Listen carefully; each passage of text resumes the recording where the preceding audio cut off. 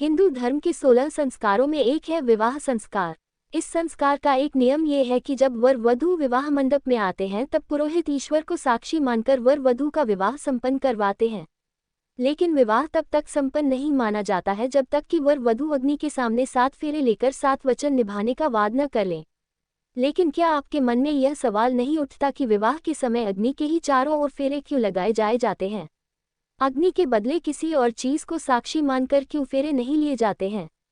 क्या आपके मन में यह सवाल नहीं उठता कि विवाह के समय अग्नि के ही चारों ओर फेरे क्यों लगाए जाते हैं? अग्नि के बदले किसी और चीज को साक्षी मानकर क्यों फेरे नहीं लिए जाते हैं?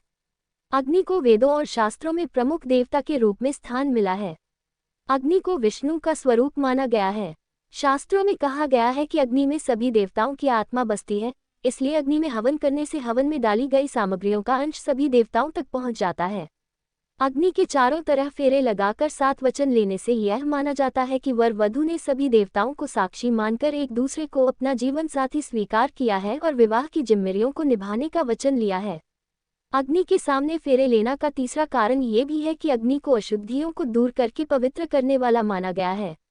अग्नि के फेरे लेने से यह माना जाता है कि वर वधू ने सभी प्रकार की अशुद्धियों को दूर करके शुद्ध भाव से एक दूसरे को स्वीकार किया है।